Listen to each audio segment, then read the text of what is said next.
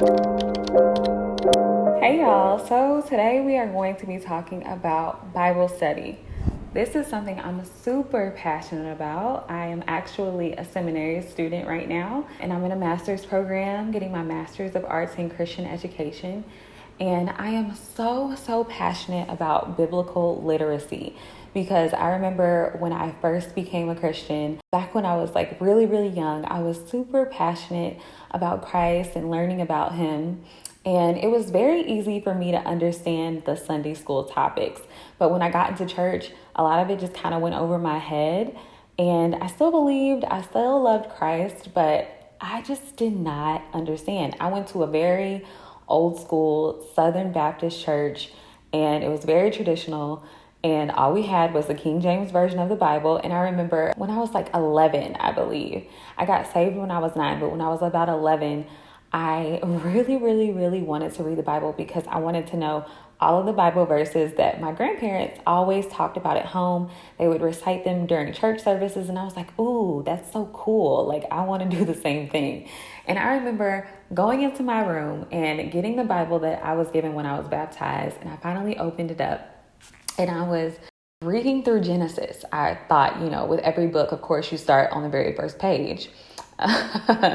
But yeah, I remember opening it up to Genesis and reading, and I just did not make it. I was a few pages in and I just could not understand anything, so I just completely gave up. The King James Version really was all that we had in our house. And honestly, at that age, I thought that that was the only translation of the Bible because that's all I had ever heard in church. So I was like, if this is the way that it's written, I'm just never going to understand this stuff, which is unfortunate. Like, I want people to be able to understand because your relationship with God will radically change. I mean, seriously, once you start understanding and you go to church and you can follow along and you know what they're talking about and you spend time with God outside of those four walls, like, it will change your entire Christian walk. So that's why I am making this video.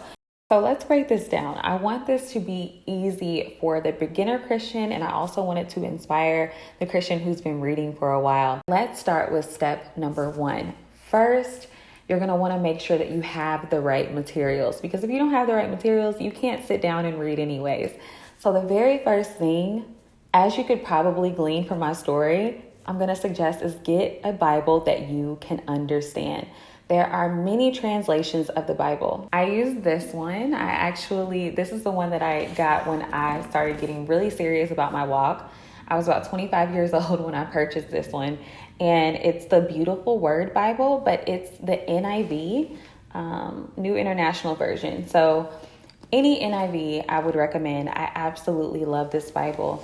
But there are tons of translations. So how the translations work are some are word for word translations, and then some are thought for thought.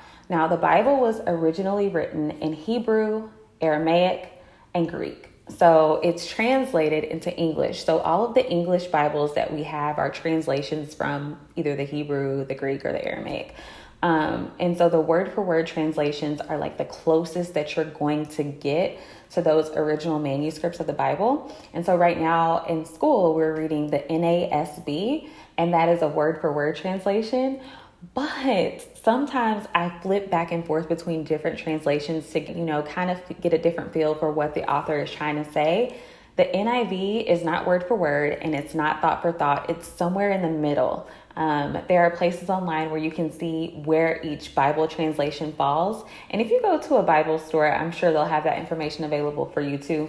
I love the NIV. I love the footnotes. There are things that are included where they'll add a footnote and they'll tell you why that's in the text or what another translation may have said. Study Bibles are also very infamous for putting that type of thing in the footnotes and the subtext for you as well.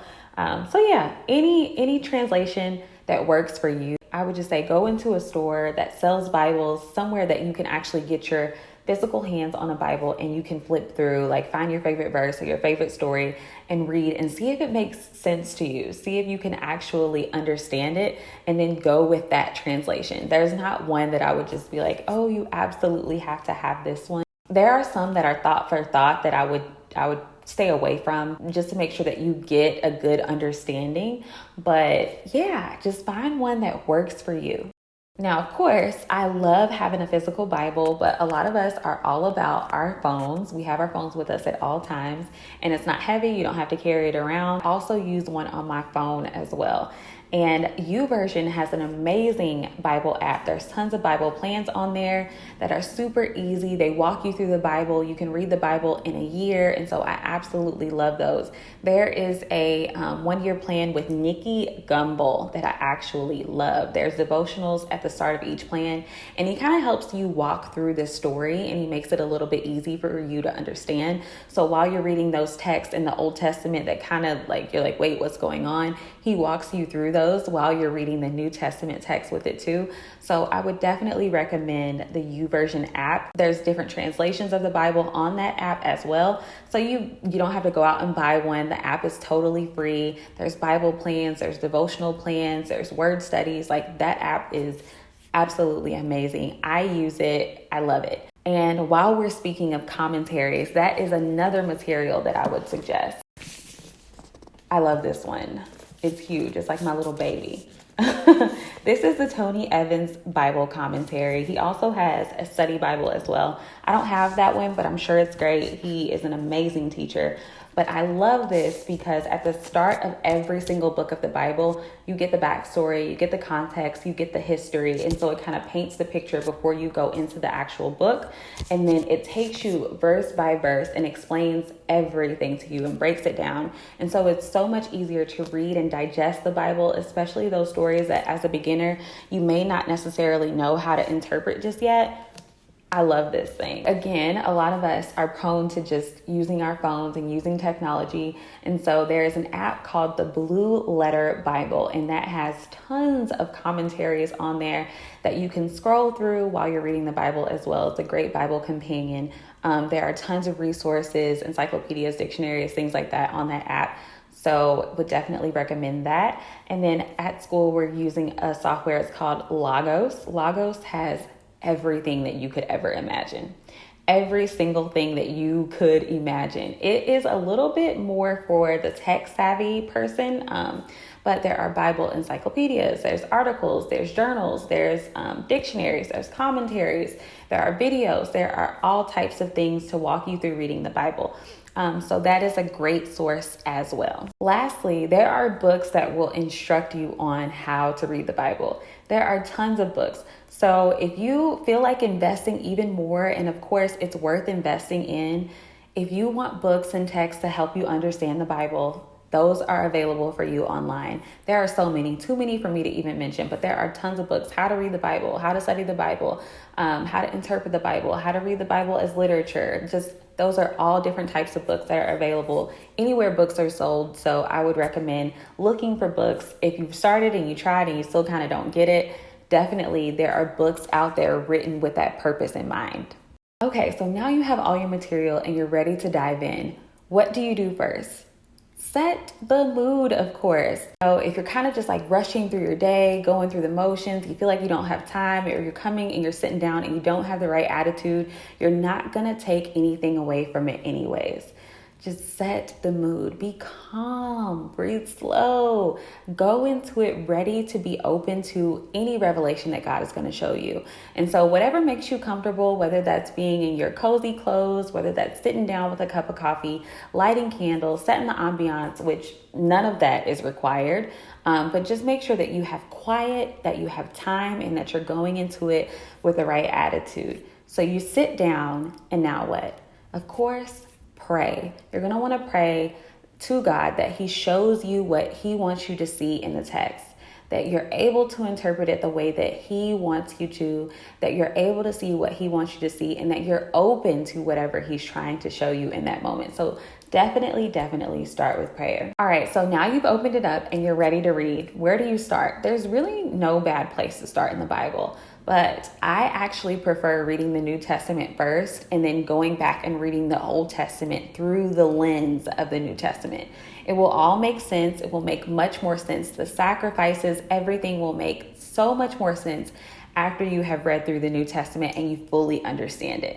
But any book will suffice. A lot of people actually start in the Gospels, but Anywhere will suffice. Just read through that and then go back to the Old Testament. I promise it will make a lot more sense to you having had read through it. Now, as you begin to read, you're going to do these three things. You're going to observe, you're going to interpret, and you're going to consider how you can apply it to your day-to-day life. It's hard to sit down and read one verse and say, okay, this is how I'm going to apply this to my life, and this is what this means, and you have no idea what the context is. You haven't read what comes before the verse or what comes after. So I would recommend at least reading a full chapter. The chapters in the Bible aren't that long. They aren't pages and pages and pages. And so I would just recommend at least reading that much. And then that way, when you're coming back to the Bible, you kind of have some idea what they're talking about. If you read a verse and skip around here and there, you're going to be like, what was even going on in this situation? So I would recommend reading a full chapter. That way you kind of get an idea of the context of the text, and then you're able to apply it appropriately. Because of course we don't want to sit down and misinterpret something or be misled, and then you get the wrong idea of how it applies to you and how you're supposed to go out and apply it to your day-to-day life, right? So now you're reading. How are you supposed to interpret this book? First, you're going to want to consider who wrote the book that you're reading. The Bible is composed of 66 books, and they're written by many different authors. So you're going to want to consider who is writing this text. What are they trying to tell me? What do they want me to see in this text? Why is the author writing in the way that they're writing? There are many different books in the Bible. There are many different genres in the Bible. Some of them are poetry. Some of them are songs. Some of them are narratives. Some of them are law books. And so you're going to want to approach every text differently, considering what type of literature it is and considering who the author was, because different authors are going to write in different ways. They came from different backgrounds. They have different cultural contexts. And so consider who is writing you this book and what are they trying to get me to understand. Next, you're going to want to consider who is the audience? Who is the author writing to?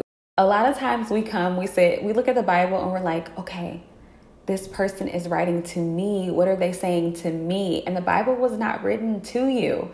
The Bible was written to people in that time, in that geographical region. But the Bible was written for you. So you have to remember that and keep that in mind. You're going to want to consider that the Bible was written to a specific group of people for a specific purpose. What were they going through during that time? What were they struggling with? What was their culture? Which is the next thing. Consider the cultural context. And this gets a little bit tricky, but you're going to want to consider the cultural context. I've got a little example for you all. So I went to Mexico over the summer for my birthday, and I did certain things to prepare. I knew that a different language was the predominant language in Mexico, so I took a little pocket-sized book with common Spanish phrases in it. I prepared myself. I knew that I would see different foods. I knew that I would see people wearing different types of clothing. I knew they would be listening to different types of music. There would be a different culture there. And so that's how we have to view the Bible as well. I'm in the United States, so I'm very far removed from where the Bible was written and who the Bible was written for. I have to consider that. It was in a different time, a different culture, different practices, and so you have to keep that in mind. There are going to be some things that you see described in the Bible that you may not be able to relate to because we're part of a different time and a different culture right now. It just means that there are things in the Bible that are describing the time, and there are things in the Bible that are prescribed for us as Christians. So for instance, the story of Abraham and Sarah. We know that Sarah was barren and she was not able to have children. And so Sarah suggested to Abraham that they use her slave as a surrogate to have a lineage through her, right? And reading that at first glance, you might be like, this is crazy. Like, what? They used a slave as a surrogate? This just does not make sense to me in my time, in my setting. But we have to consider the cultural context. That was something that was normal during that time period. That was normal for that specific culture. And so you have to consider that. And you have to consider that the Bible isn't telling you to do that. It's describing what was happening. It's not prescribing that practice to you. And so you have to consider that as you're reading. Is this describing what's going on during that time period? Or is this book, is this chapter, is this verse telling me what I should be doing as a Christian, as a follower of Christ? And a lot of the things are very blatant and plain. And so whenever you read, just always consider there are some things in these books that are being described to you that you can still glean something from, that you can get inspiration from. And then there are some things that are word for word, you need to be doing this. This is something that you should be practicing as well. I just wanted to set the scene for you guys. After you've observed and interpreted what you've read, you want to consider how you can apply it, how you need to change your life. What practices do you need to emulate? How can you be a better Christian woman? How can you change your life to be more like Christ? How can you be more of a light in this world? How can you be the salt of this earth? How can you glorify and praise God more often? So those are the main things, the foundation that will help you study the Bible better. I hope and pray that you all are inspired to pick up the book more often, or just pick it up for the very first time if this is for a beginner. I hope that this inspires you to get into this word on a regular basis, because I promise, like I said in the beginning of this video, the more time you spend in it and the more that you understand it, it will absolutely change your life. And so thank you guys so much for watching. Do not forget to like this video and subscribe to my channel so that you do not miss the next video. All links to follow me will be below in the description box. I will see you all next time.